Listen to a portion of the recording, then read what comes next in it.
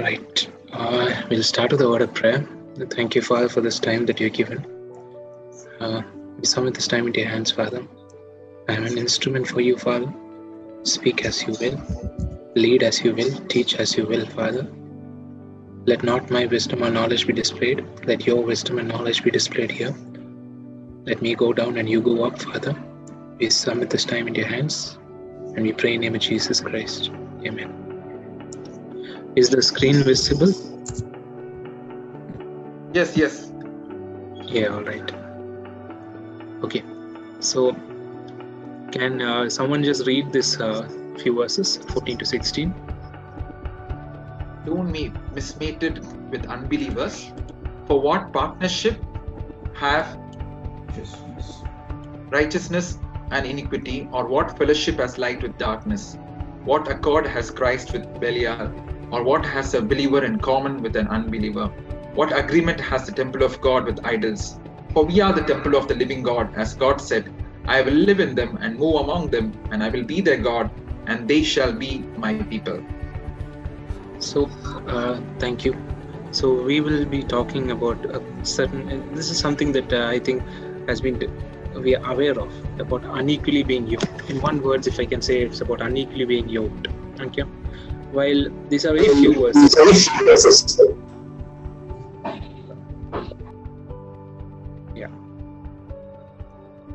Yeah, right. Okay, fine. So very few verses, but there's a lot of things in this few verses that is actually neat. So I will be dealing, by the grace of God, I hope to deal in two aspects of this. One, in a covenant that God has placed us, or God, some of us are in, and some of us are not in, like the covenant of marriage, right? And I'll talk about that, and also we'll talk about various other areas where this yoke is quite important. Shall we just go on? So this, when we read this, this is basically a very simplified way. So the word yoke is being used in the, you can use it in different versions and all that, but we'll go ahead. So what are the obstacles that hinder the ministry of reconciliation? Okay. So one of them, and there are two obstacles that I've mentioned on the screen over here. The one of them is restricted affections. Okay. That is basically what we had covered in the last, the preceding verses before this. If I were to read those verses before I go on. Okay, that is, O ye Corinthians, our mouth is open unto you, our heart is enlarged. Ye are straitened in us, but ye are straitened in your own bowels. Now for a recompense in same, I speak as unto my children, but ye also enlarged. So basically, that is the first thing of the issue, that is a reconciliation, where some of us as Christians, we keep it ourselves, we hide in ourselves, we do not share, we are not sharing the love that we are receiving and all that stuff. Second is the compromises, okay, the defiling compromise. So this is something that actually is an issue in the Christian kingdom nowadays. A lot of compromises that we are allowed to come in our work ethics, in our family lives, or sometimes in our friendships. We make a lot of compromises. So what is this thing that is, we'll deal with this. So here the word was mismatched. It's literally termed unequally yoked. What is a yoke? As you can see over here, you can see this bar of wood, right, that is placed over the buffalo's hump over here. I hope they are buffaloes, but yeah, so they're placed over this hump over here, and you can say that this, you can see this, if you can see my cursor, I hope you can see my cursor. So while you can see that, you can see the level, right? Why they, what this yoke is basically something that where they share the burden, right? So there are two of them, okay, and these buffaloes, when they're yoked together, they move at the same, more or less same pace, right? That's how it is. So you cannot place one tall buffalo and short buffalo, or one another, like a giraffe and a camel over here, or a giraffe and a zebra over here, and you say that, then your yoke is a little bit mismatched, right? So what does Deuteronomy 22:10 say? The law says, do not yoke together an ox and an ass. Okay, so this is quite important. The yoke is very important. So yoking together two things of incompatible natures, right?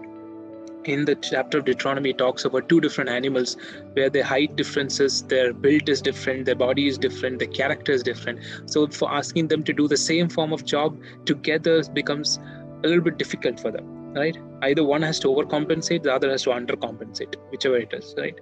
So certain associations that Christians have with unbelievers, that constitutes their yoke, right? Now, this is with context to those who are, those who are in the context of believers, right? So even then, we can see that. So I can generalize that any Christian with unbelievers that constitute a yoke association. So these associations, this unequaled yoke, can be a cause for misery and shame in a Christian's life. So that can be quite let us see what can be. So first Paul says this: what partnership have righteousness and iniquity? Literally, the term is lawlessness. So what partnership can have a heart? Okay, imagine if your heart that loves fairness, justice, have with someone who cares nothing for truth, who refuses all authority and does what he pleases. It's more or less, in a simple words, it's like asking a policeman, like, can you relate with a person who's behind the jail? A policeman is supposed to uphold justice, right? On the other hand, who he puts behind the bars, right? That person has defiled the justice, right? So both of them have two different yokes, right? So it's very difficult for a thief to understand what justice is because he's trying to break it, right? On the other hand, a policeman has to understand what justice is because he's trying to uphold it, right? So he understands. So basically, you cannot yoke them together. You cannot ask them, okay, both of you form a team and you go ahead and crack down the major deals or the major thieves, So there'll be issue, right? Because the thief will want to protect his people and the policeman will want to capture the people. How can that work? Right? That doesn't work, right? That's not how the association works, right? That's not the right thing to do, right? So that is an unequaled association. So let's go on. Now, what fellowship is light with darkness? Christians are said to be light. Unbelievers are in darkness. So it is not that as Christians we have some form of bulb in us that we have a light coming out. Okay, that's not how it is. Okay, that's we also, if we don't have the tube light, we also cannot see in the darkness. That's same as any person. Okay, so there's nothing superior about us, right? That gives a light, right? But what is it? That is us. When we receive Christ of our personal Savior and salvation and redeemed by His blood, then He is the light in the Lord. Okay, that means we are light in Christ, right? Ephesians 5:8, right? So it's not that suddenly like we have this aura of something and all of us look like very pious and holy. No, nothing like that. You might see a change, a radical change that happens because of the acceptance of something that is the truth. But at the same time, it doesn't make us feel like, it's not like we blow up in the room and we walk into the room next day, everybody's like, oh, what happened? No, it's probably is going to be the most subtlest reaction in the world. No, that's not going to happen. So light is ever in scripture a symbol of understanding of an awareness of true reality. Right, okay. It is basically the light that transforms us, that basically people start asking many years, okay, maybe it'll be months and years where somebody asks you, why are you not the same person that I knew many years ago? Because of the transformation. That is what we are walking in the light, right? So we cannot have an association with darkness, right? Well, darkness implies basically the world. What accord has Christ with Belial? Belial is another name for Satan. Okay, it is a word that means worthlessness, and it actually refers to Satan and his activities. What he does is always worthless, right? It doesn't have an enduring value, right? It disappears. Okay, it goes in an instant. All right. Have you tried holding steam in your hand? Try it next time. If you can hold it for more than a second, I'm surprised. Right? It goes, right? It just goes off because it's supposed to go off. It cannot have endurance. A Christian joined in a yoke to a non-Christian lives in a constant fear, so that someday the ultimate loyalties must clash headlong, right? We will see what all these yokes are. Sooner or later, they are going to have to face the showdown in these areas, the differences in the belief system, right? That, of course, considering the factor that the Christian is a true Christian, right? He has accepted that, and the light is in him. If not, it's almost equivalent to being a non-Christian, right? Thus is opening the door to a great distress in a heart. So next is, what agreement is the temple of God with idols? For we are the temple of the living God, right? As God said, I will live in them, move among them, I will be their God and they shall be my people, right? This is the church dispensation age as we are right now. So in us, the Holy Spirit dwells. The God also dwells, right? That's why he says to sanctify the temple, right? It's also what Christ was talking about. In 3 days, he'll build the temple. It wasn't the physical temple, right? In that holy temple, he lives. Therefore, we are guided by his principles in worship and service. So, if you are a person and you are the temple of God, how can you be joined to another person who is a temple of an idol, right? So, you'll see. So, what constitutes a yoke that we are to avoid? Is business partnership a yoke? Is union membership a yoke? Are you like, you're a congressperson or something of that sort, and then is that a yoke? So, yeah. Is marriage a yoke? Right? We can go on, but I'll just put 3 questions. That's it. Okay. Not all associations are yokes. Fine. So, what are the things that characterizes a yoke? Okay, there are 2 characteristics which we can understand that. Okay. First one, the yoke is not easily broken. Okay. So, if you see the bulls, right, that thing on the back, right, that holds the, that levels out the bulls. No, it's not made out of, the cheapest wood that a farmer can buy, or it's not made of, or easily collapsible material like, aluminum foil, and that wood is heavy, and much of the time the farmer will require another person to actually take it off the bull's back. It's quite heavy actually.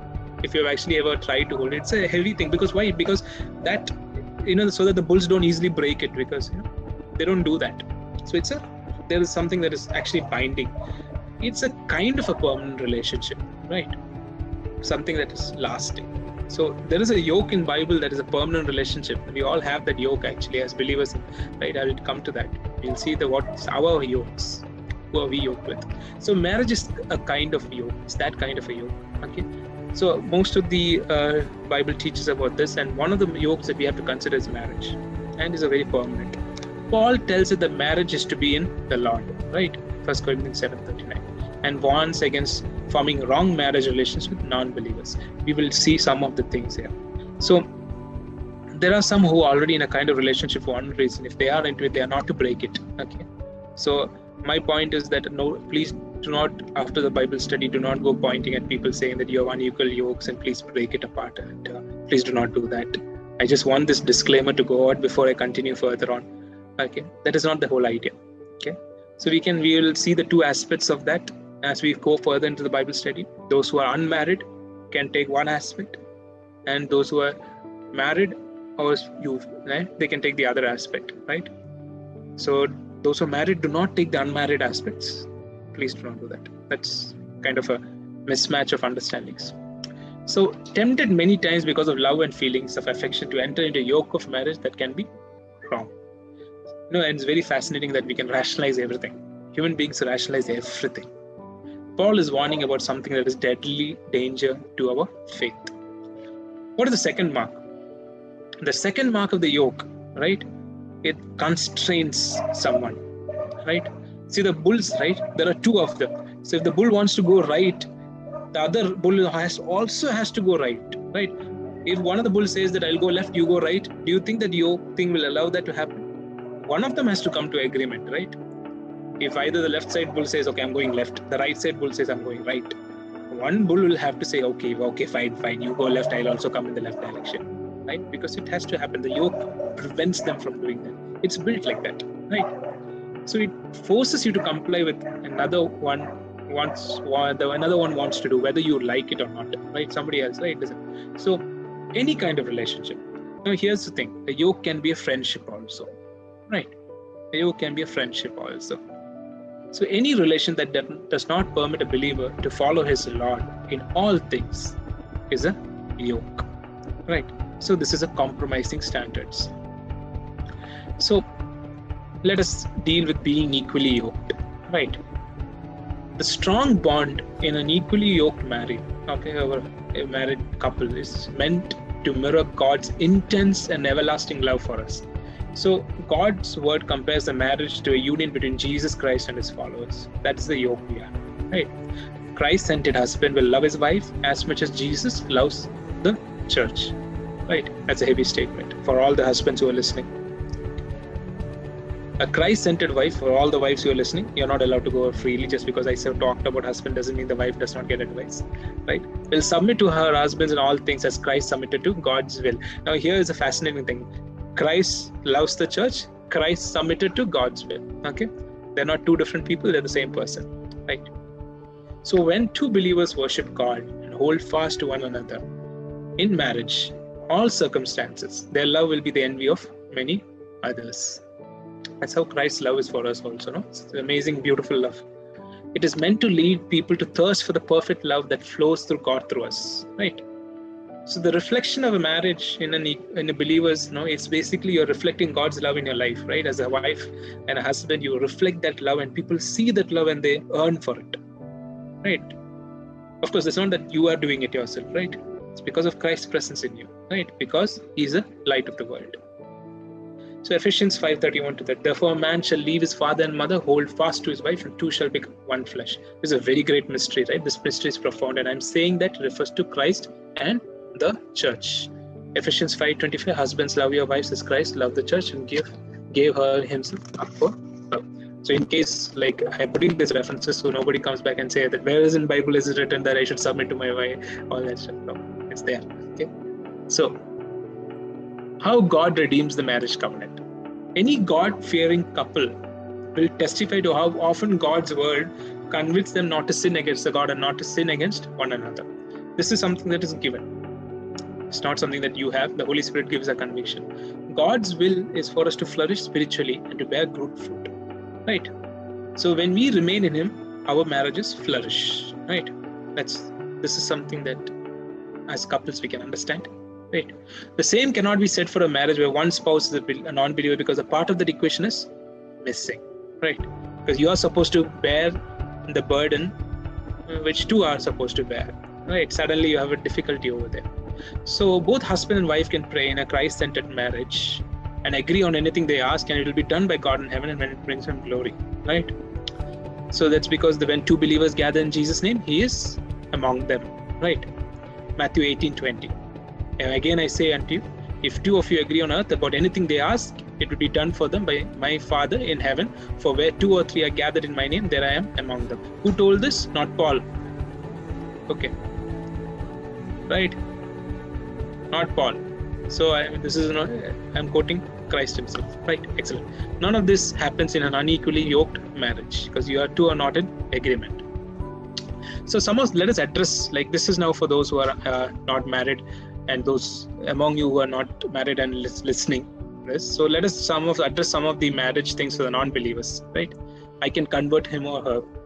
First issue that we have, right? So this is some of the things that So we will see in this 1 Kings 11:49, we will see a character whose name is Solomon. Now Solomon was given a great gift by God, right? One of the greatest, I think, in the Old Testaments, men who received some gifts, they used to get the extremes of the gifts, right? When Solomon got God's wisdom, it was the extreme. There was none like that. God said that there will be none like you, who had His wisdom. So God almost gave His entire wisdom to Solomon, and Solomon's wisdom was so massive, people used to come to see his wisdom. What is happening with this person? You have to imagine the olden days, there is no Twitter or WhatsApp or Facebook or nothing, but people were coming from Ethiopia, all around the world to see Solomon.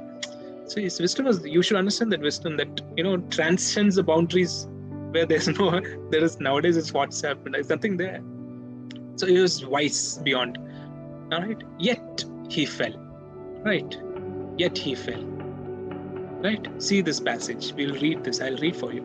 For when Solomon was old, what did his wives? His wives, who were not following God, turned away his heart after other gods, and his heart was not wholly true to the Lord, his God, as was the heart of David, his father. And the Lord was angry with Solomon, because his heart had turned away from the Lord, the God of Israel, who had appeared to him twice and had commanded him concerning this thing. So it was not that God didn't warn him, right? That he should not go after other gods. He wanted. But Solomon failed to see his, this was fascinating, right? Some of us, we don't have that wisdom. I don't know if it's fortunately or unfortunately, but we don't have that wisdom. That much of wisdom at least Solomon had, but God gives wisdom to us also. But he appeared, and yet Solomon and his wisdom could not understand. But he did not keep what the Lord commanded. Therefore the Lord said to Solomon, What did he say? Since this has been your practice, and you have not kept my covenant and my statutes that I have commanded you, I will surely tear the kingdom from you and will give it to your servant.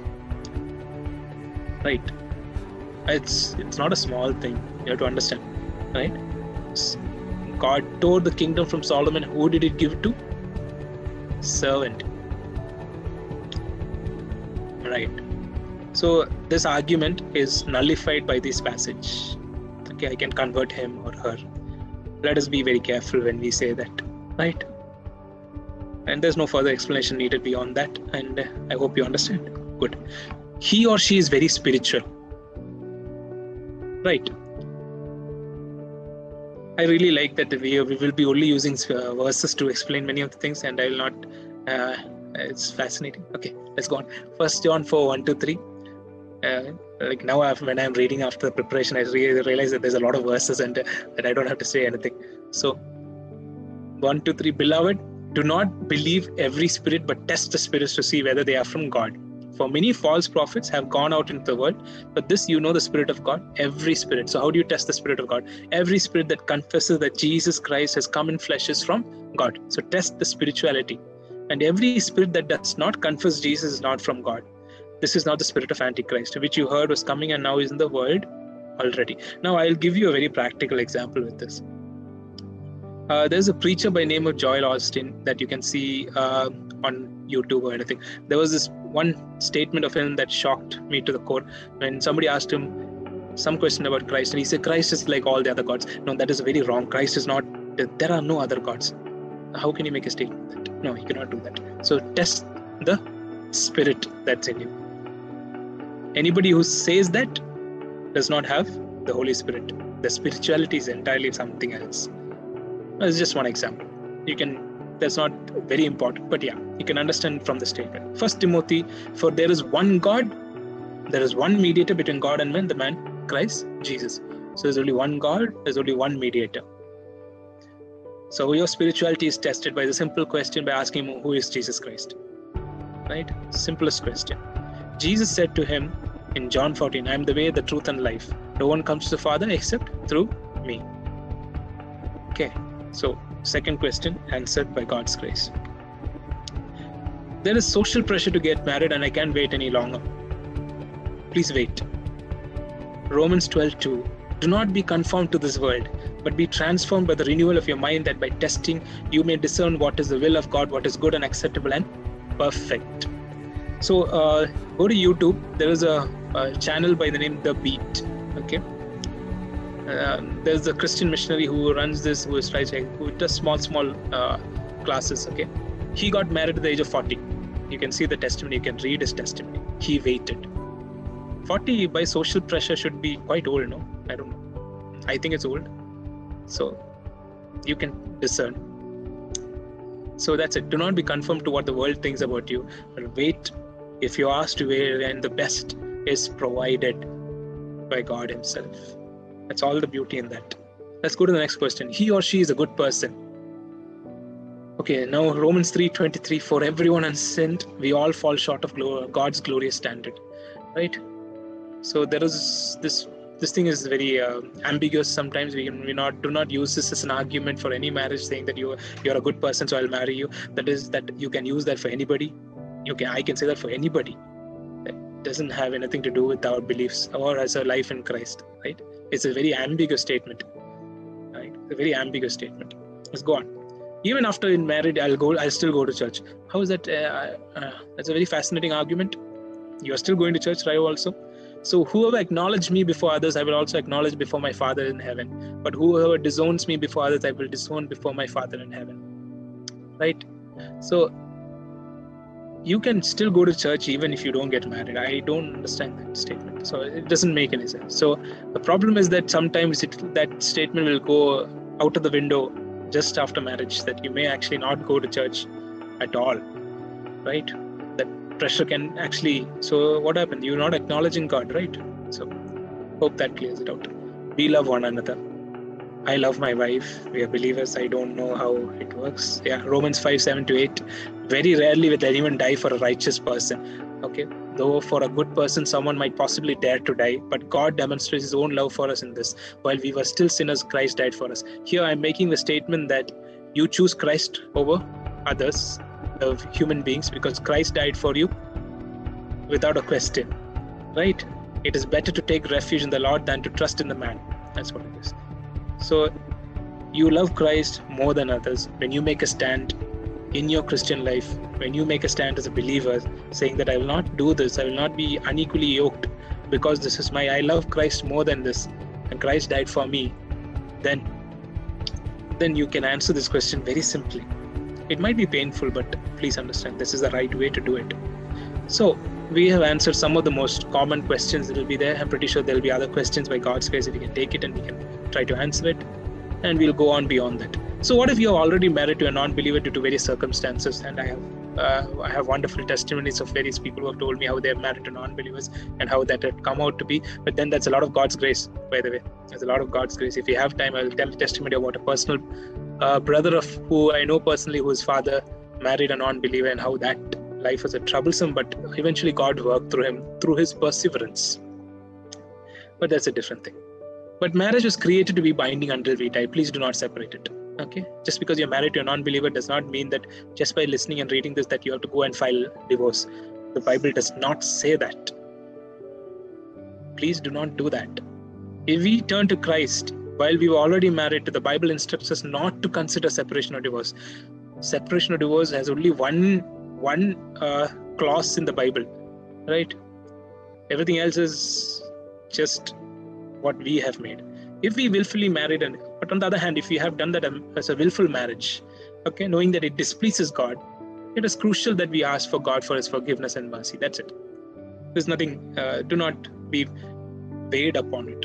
1 Corinthians 7:12-14 says, to the rest I say that if any brother has a wife who is an unbeliever and she consents to live with him, he should not divorce her. If any woman has a husband who is an unbeliever and he consents to live with her, she should not divorce him.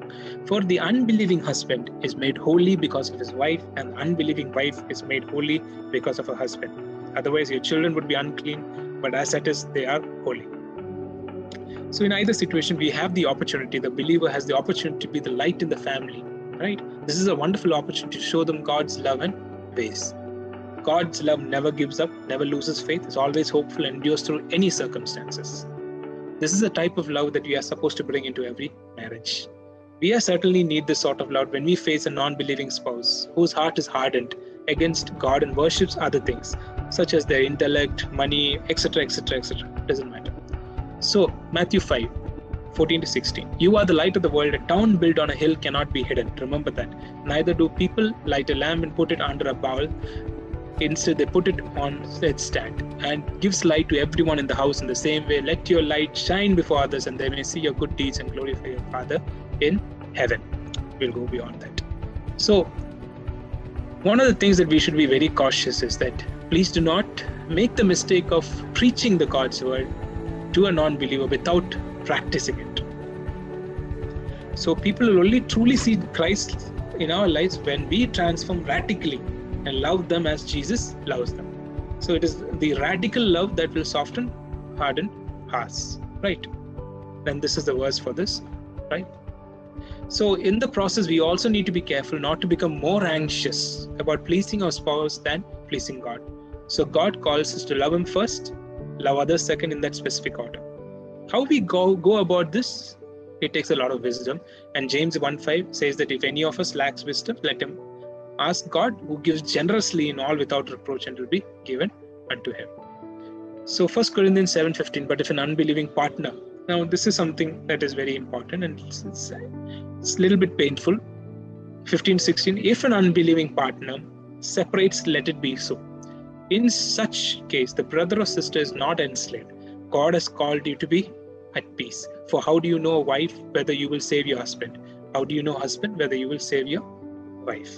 Matthew 19:29, and everyone who has left houses or brothers or sisters or faith or father or mother or wife or children or fields for my sake will receive 100 times as much more and will inherit eternal life. This is a little bit painful to understand, but I hope this verse has given some clarity. It means that we do not compromise our stands. our stand. We do not compromise our stand in our love for Christ or our position in God, right? What is need to be let go should be let go, even though it might cause a lot of pain and heartache. So what are other yokes? We are clearly called to love, serve, and work with non-believers also, right? We are already yoked. Remember this, we are all as believers yoked. Who are we yoked with? Matthew 11:29. Take my yoke upon you, Jesus says. Jesus, like the lead ox in a team, determines our bearing, peace, path, and when we submit to his leadership, right? So through his yoke, we feel his pull, his guidance, his direction. His yoke, he trains us to work effectively in his team. It is this yoke that leads us, sensitizes, and binds us to it. That is what I said, that we are having a yoke already, right, with Christ. The rest is in that order. And the beauty of this is Matthew 11:29, my yoke is easy and my burden is light. Right? That's a wonderful thing, right? Yeah, ask the bull who carries the yoke, he's not going to say that yoke is light. Right? So this is a beautiful thing. So let us also understand in working relationship, our work atmosphere, we should not be unequally yoked in our work also. So if your work commitment leads you to harm a customer, deceive people, mislead employees, abuse the co-workers, pollute the environment as such, then you are in violation of the duties as stewards of God's kingdom. That's also there. It's not just that yoke is all about marriage, right? It's not right. We should also consider in every aspect of our life. So nonetheless, almost all of us will be working among unbelievers. That's how it is. So how can we apply this prohibition against unequal yoking? So let us give an example, right? By looking at an employment engine, just like an employment, I'll give an example. So what is an employment? It's an agreement which you do the agreed upon work in return for the agreed upon remuneration. Good enough. To the extent that you are able to voluntarily and justly terminate this contract in the event it becomes damaging to you or to others. So if you are in a yoke of a work environment, right, which can be very much damaging to your faith life, to your other brothers and sisters' faith life, and you're compromising your standards in Christ, then you're free to unyoke yourself from that. That is a very hard decision to take. But I know a lot of brothers and sisters who have taken a stand like that, and God has blessed them for that stand, right? I personally known many people actually who have said that no. And many people who have actually just left the high positions that we in the world consider as high positions and just walked out and saying that I cannot do that. That's against me. And God has raised them to levels that is unimaginable. Because when you take a stand for Christ, see, God is not a debt. He doesn't keep debts. You say that I will do this, God, I took a stand for you, I walk out of here. God remembers that. You stood for me, He will honor you. That is how it works. That is what God's promises. Because that's God. He's a faithful, just God. He's a fair God. Right? So let us consider Esther. Right? Esther had considerable influence with the king, but also extremely vulnerable to his displeasure. She was in the royal harem. Right? So this is a clear case of being unequally yoked. Right? But in the end, what happened? Her yoking to God proved stronger than her yoking to the king, because she was willing to risk her life in order to do God's will, right? You remember the statement where Esther says, fast for me, I go to plead your cause. If in this way I perish, let me perish, right? Esther was, right? That is, her yoke to God was much more stronger than her yoke to the king. The consequences of saying no when called upon to violate your beliefs, the tighter the relationship you can take on with unbelievers, yet still remain yoked to Jesus. Right? That's how it is. Practical point. An important implication of this is to refrain from becoming so dependent on a job that you cannot afford to quit. Right? Be honest. Please do not, not do a lousy work tomorrow just because I said that. Don't know. Be honest. Do your 100%. Right? Make sure your expenses are according to the wisdom of God. Okay, and according to the level of income, so that you can, your job, if it causes your compromise, you can do an unequal yoking very fast. So that is why you need the wisdom of God with regard to every aspect of your life. Okay, how you need to manage your expenses, how you need to do your savings, how you need to, where you need to spend, where you do not need to buy, where when God says you don't need that, son, you don't need to buy that. Okay, This is all practical points with the wisdom of God, and having a constant communication with the Holy Spirit and helps you. It's not just that you have the communication of Holy Spirit just to go to church or to sing a song of worship. No, it's 24/7. Your whole life, He is interested in you as a whole being. He's not just saying that, okay, I'll see you on Sunday, next Sunday also I'll see you. No, not like that. It's 7 days, 365 days. You have this constant companion who loves and cares about you. I challenge you, ask him anything. He will tell you an answer for everything. Paul's warning against unequal yoking can help us to discern how and when to enter into such a relationship, and perhaps more importantly, how and when to accept them. So the danger is basically when we become more dependent on the world than on Christ. That is when your yoke starts becoming imbalanced. Okay, now something very important, that be not careful to not turn Paul's word into us versus them mentality. Do not go into that. It's not like you versus the world. Okay, it's not a boxing competition here. Okay, so for what have I to do with judging those outside? Okay, in 1 Corinthians 5, you have to love everybody equally. This is with your stand with Christ. Okay, this is not to do with how you love them, how you talk to them. That all is supposed to be done in love. You are supposed to love them, correct them, but do not compromise yourself. That is the thing. This is about you or me as an individual, right? The truth is that we ourselves need Christ's grace every day, right? It's not just that we need to keep, every day to keep us from leading others astray by our own sin. We have our own thing. So the grace is what? We are called not to judge, please understand, but to discern whether our work is fulfilling the purposes and ways of Christ. So even a friendship can be a yoke. If a possessive friendship in which you feel you cannot do what God wants you to do because you will offend your friend, then that is a yoke and it must be broken. I know it's quite painful to hear that, but it is that. God must be the first place. We are His temple and He longs to bless us. That has been coming to the next 17 and 18, where I'll read this. Therefore, come out from them and be separated from them, says the Lord. Touch nothing unclean, and I will welcome you, and I will be a father to you, and you shall be my sons and daughters, says the Lord Almighty. What is the God saying here? Look, I am here to enrich you. I want to make you my royal son and daughter. I want to be a father to you, a tender, loving, careful, concerned, powerful father to you. But I cannot do it while you are still giving all your affection, all your ties to something else. Right?